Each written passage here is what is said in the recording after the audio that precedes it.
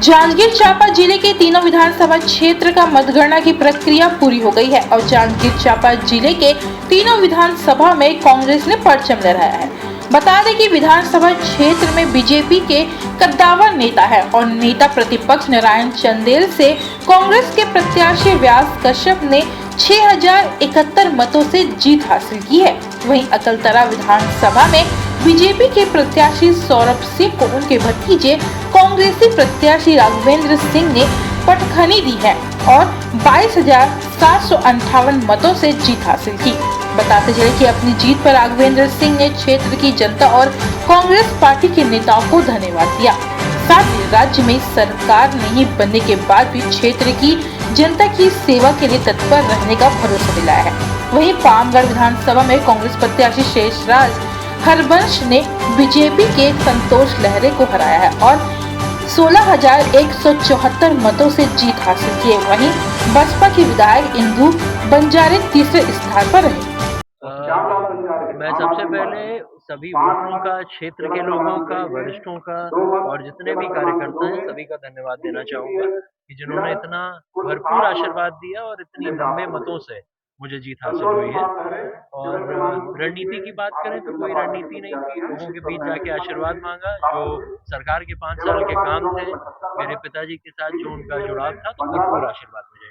इस चुनाव को लेकर के कुछ खास आपकी यादें रही हैं क्या? किस तरह से खास करके मतदान का जो क्षण था? बहुत सारी यादें हैं, हर दिन एक याद रहती थी, कोई नई यादगार पल बनते थे, लोगों से मिलना, पुराने लोगों से मिलना। बहुत लोग ऐसे भी मिलते थे जो आके बताते थे कि मेरे पिता के साथ, मेरे बाबा के साथ उन्होंने काम किया है। और मैं क्षेत्र की जनता को धन्यवाद देना चाहूँगा कि ये तीसरी पुश्त है जिसको उन्होंने ये आशीर्वाद दिया है। जी, एक चीज और बातें आती थी कि चाचा भतीजा आपस में आमने सामने हैं, क्या कहना चाहेंगे? मतलब भतीजा भारी पड़ गया। तो अब तो वो रिजल्ट ही बता रहा है कि भतीजा भारी पड़ गया है। जी, ये विचारधारा की लड़ाई थी, कोई हम लोग की व्यक्तिगत लड़ाई नहीं थी। वो भाजपा से प्रतिनिधित्व किए हैं, 2 बार प्रतिनिधित्व किए हैं, एक बार बसपा और एक बार भाजपा से।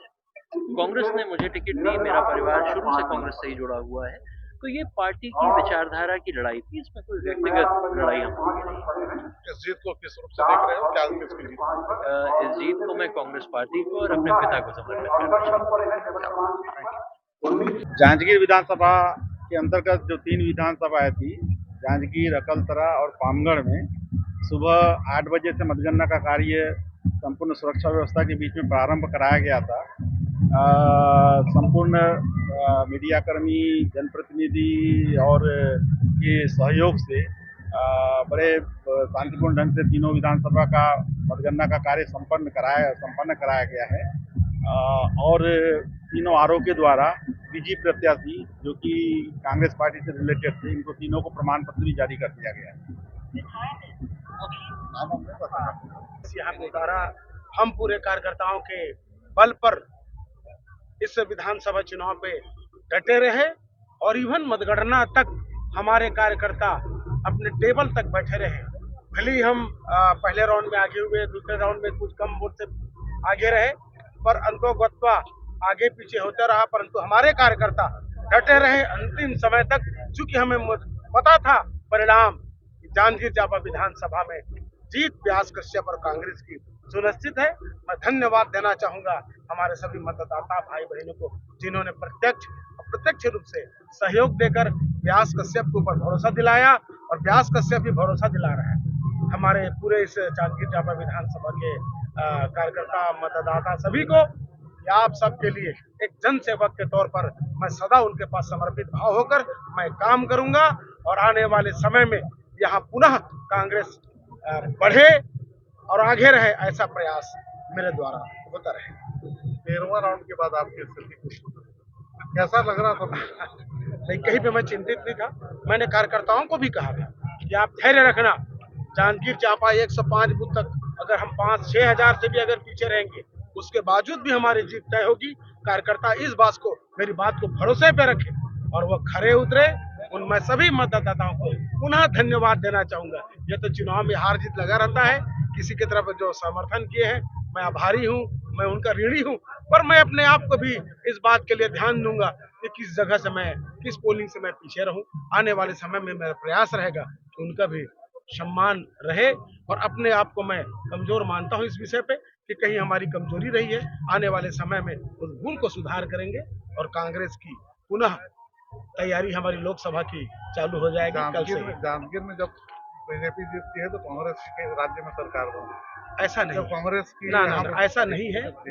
भले ही आप लोग बोल रहे हैं, परंतु इसके पहले भी चंदेल जी विधानसभा के सम्माननीय उपाध्यक्ष रहे हैं। मोतीलाल जी भी सरकार में समय भी जीते हैं। माननीय महन जी भी जब जीते थे तो सरकार के मंत्री थे।